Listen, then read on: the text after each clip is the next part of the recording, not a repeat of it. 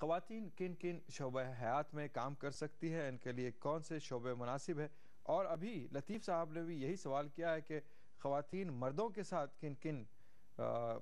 پیشوں میں حصہ لے سکتی ہے، پیشے اختیار کر سکتی ہے، اور ایسے ہی سوال جو آیا تھا کس طرح کا سلوک ان کے ساتھ کیا جانا چاہیے۔ بسم اللہ الرحمن الرحیم۔ اللہ تبارک و تعالیٰ نے اپنے کلام مجید میں ارشاد فرمایا وَلَا تَقْرَبُوا الْفَوَاحِشَ مَا ظَهَرَ مِنْهَا وَمَا بَطَنَ، تم بے حیائیوں کے کاموں کے بالکل قریب نہ جاؤ، چاہے کھلی ہوئی بے حیائی ہو یا چھپی ہوئی بے حیائی ہو۔ قُلْ إِنَّ اللَّهَ لَا يَأْمُرُ بِالْفَحْشَاءِ قُلْ إِنَّمَا حَرَّمَ رَبِّيَ الْفَوَاحِشَ مَا ظَهَرَ مِنْهَا وَمَا بَطَنَ، کہ میرے پروردگار نے ہر طرح کی بے حیائی کو حرام کر دیا ہے۔ تو بے حیائی کے کام میں جہاں ناچنا گانا بجانا ہو، بے حیائی ہو، جسم کی نمائش کرنی ہو، اپنے اعضاء کو ظاہر کرنا ہو، اور جو اپنے جسم کو تجارت کے فروغ کا ذریعہ جہاں بنایا جاتا ہے، ایک عورت کی حیثیت ایک اشتہار کی اور ایک کاروبار کو پھیلانے کے فروغ کرنے کا ذریعہ بننے کی حیثیت ہوتی ہے، تو ایسے مقامات سے بالکلیہ طور پر ہر خاتون کو، ہر بیٹی کو، ہر بہن کو بچنا چاہیے۔ اس کے علاوہ جہاں بے حیائی کی کوئی بات نہیں ہے، ناچنا گانا بجانا، اپنے جسم کی، اپنے اعضاء جسم کی نمائش کرنا نہیں ہے،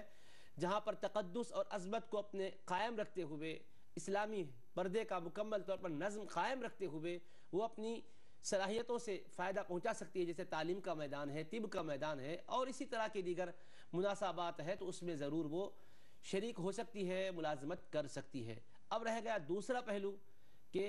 مرد حضرات ان کے ساتھ ہوں تو کیا ہوگا، پھر یہ کہ ان کا سلوک اور رویہ ان کے ساتھ کیا ہونا چاہیے۔ تو ایک بات یاد رکھ لیجئے، اللہ تبارک و تعالیٰ نے خواتین و مستورات کے لیے جہاں احکام دیے وہیں مرد حضرات کے لیے بھی احکام دیے ہیں۔ کیا ارشاد فرمایا؟ فرمایا قُلْ لِلْمُؤْمِنِينَ يَغُضُّوا مِنْ أَبْصَارِهِمْ وَيَحْفَظُوا فُرُوجَهُمْ، اے میرے محبوب آپ ایمان والے مردوں سے فرما دیں کہ وہ اپنی نگاہوں کو جھکائے رکھیں اور اپنی عزت اور آبروؤں کا تحفظ کریں۔ تو یہاں ان کو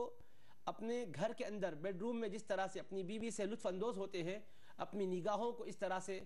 دیگر خواتین کی طرف دوڑا کر لطف اندوزی کا تم سامان کرنے والے نہ بنو کہہ کر اللہ تبارک و تعالیٰ نے خوف دلایا ہے۔ صرف ہم اپنا سارا کا سارا زور لگاتے تو اس بات پر لگاتے کہ عورتیں بے حیا ہو رہی ہے، لیکن یہ نہیں سوچتے کہ آپ بھی اللہ اس کے رسول کے احکام پر کس حد تک چل رہے ہیں، آپ بھی اللہ پاک کے احکام پر چلیں، ان کے ساتھ آپ کوئی ظالمانہ سلوک نہ کریں۔ وہ بیچاریاں جب ملازمت کرتی ہیں تو ظاہر سی بات ہے کہ دو باتیں ہوتی ہیں، یا تو کوئی معاشی ضرورت ان کو اس کے لیے مجبور کیا ہوا ہوتا ہے، یا پھر یہ کہ وہ اپنی صلاحیت سے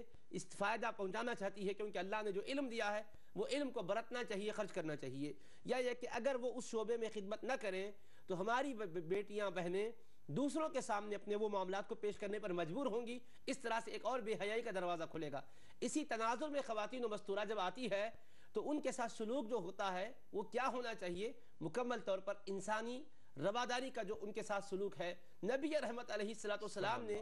غیر خاتون کو بھی ایک سفر میں جب اس کو اس کے علاقے تک پہنچانے کی بات تھی تو پابند کیا تھا کہ دیکھو یہ خاتون ہے، تم کوئی اس سلسلے میں تعرض نہیں کرنا، مکمل طور پر ان کے ساتھ اچھا سلوک کرتے ہوئے لے جا کر پہنچا کر آنا۔ تو اب حیران ہیں لوگ کہ ایک غیر مسلم لڑکی جا رہی ہے، مسلمان کو پابند کیا گیا ہے کہ اس کو اس کے مقام پر پہنچا کے آؤ، وہ پہنچنے کے بعد کہتی ہے کہ ہماری قوم کے ساتھ بھی ہم آتے تو اتنا چین و سکون نہیں ملتا تھا جتنا کہ ایک مومن بھائی نے، نبی کریم علیہ السلام کے امتی نے میرے تقدس کو، میری آبرو کو، میری عصمت کو